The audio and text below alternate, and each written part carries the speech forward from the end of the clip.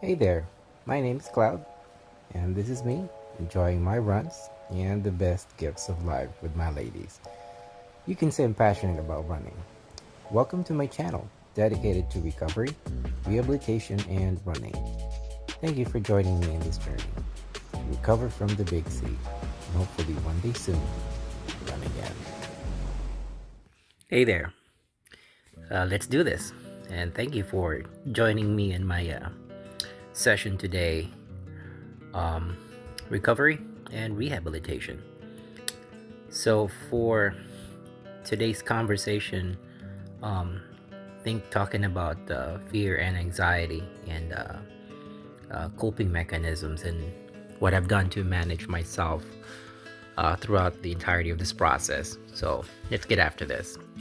But before we get there, um, for the routine session today, 3-minute intervals on each of the machines for 2 sets, um, 24 minutes total, just creating the habit. And hopefully, as I string more of these activities together, gradually my cardio and strength endurances improve and increase throughout the next several weeks as part of my recovery through this. So, anyhow, going back to the topic for today's activity.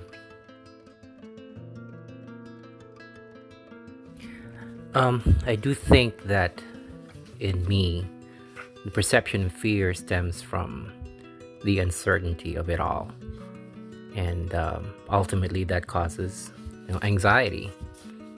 To be honest with you, but taking a step back and trying to understand where these emotions come from. There's a lot of uncertainty about what this diagnosis brings and what tomorrow, can look like. A year, 2 years, 5 years. There's such a strong element of, do I have 10 years? Do I have 5 years or more? Or is it less? So it put things into perspective, and it creates a sense of fear, I suppose. You can say, will I have time to do the things that I would like to do to achieve my goals and my objectives in life, and to ensure that my daughter is in a good place, and to ensure that my wife is in a great place, to carry on possibly without me. So these are some of the things that I oftentimes think about throughout this. And so there's that piece of not knowing. But what I think, helps me is to remember to not to overthink things and not to think about too far ahead. I think staying grounded, being here and being in the now, truly has helped, I think, in more ways than one. I try my hardest best, and some days I'm good at it and some days I'm not, to just remember to live day by day. Wake up in the morning, say my prayers, and understand how my day is going to go, and live through that day, and just be in that day and not think about next week or next month too often, as sometimes I'm prone to do. But I have to pull myself back and stay grounded and say no, and let me face what today brings. Let me see what today is going to be all about. Let me get through my morning routine.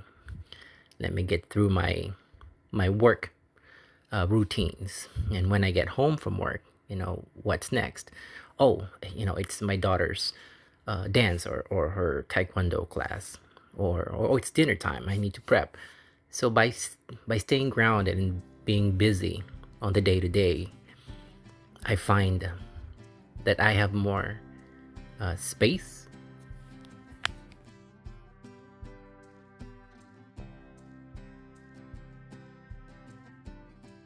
I find more peace. I find more calm in those moments. And that's what helps me day to day with the feelings of uncertainty and then, fear and anxiety. If I live in the moment, I find more joy, I find more solace, I find more meaning in the day to day. And I think that's what's helped me through all of this few months. Uh, with how cancer can make you second guess about yourself and the trajectory of where your life. Because all of a sudden, you never really think about it, but all of a sudden, you wake up one day and realize that there's an expiration date, on this thing, we call life. And then you start to think, oh no, where am I at? What have I done? What else do I need to do? And all of a sudden, you feel rushed. I feel rushed. Well, you know what? I felt rushed. But nowadays, after the calm, after the storm, and then there's been more calm in my life and there's been more direction. This has helped me so much.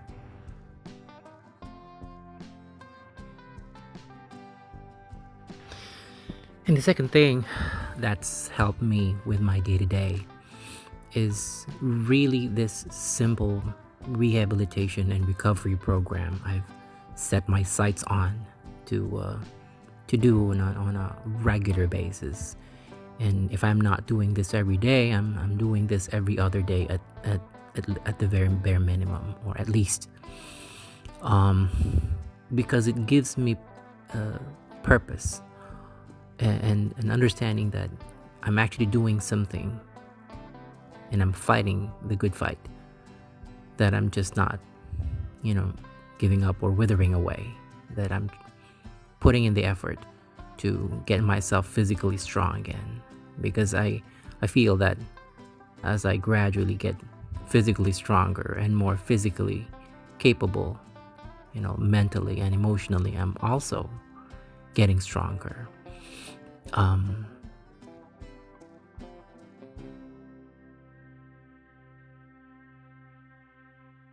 So these activities are just not for the purpose of physical recovery, but emotional recovery as well, mental well-being as well. So I guess if there's one thing that you can look at in your life, if you want to look at it that way, is there anything that you're actively doing to enhance yourself, to recover yourself? I think is the message that I want to share with you. And for me, this is it. This is what I'm doing.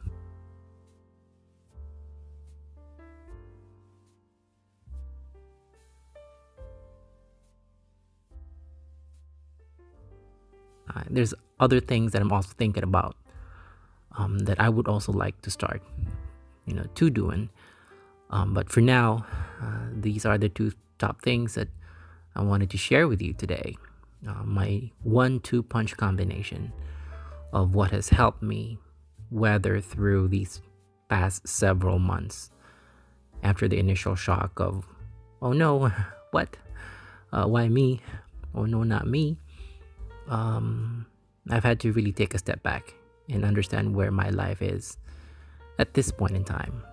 And again, these two things have thoroughly helped me with my day to day.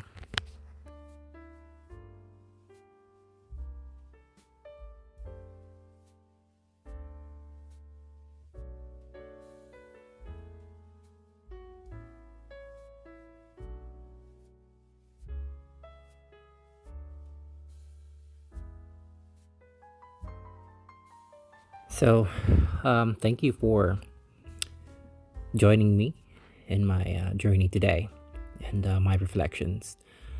Hopefully, some of these things resonate with you and help you through your journey. And like I always say, it's just the two of us.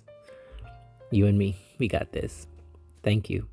I really appreciate your company. And hopefully, wherever you are, however you're doing this moment, this day, I pray that you stay guarded, guard your thoughts and stay true. Never give up the good fight. Until I see you next time, thank you. Have a great, amazing day. You got this.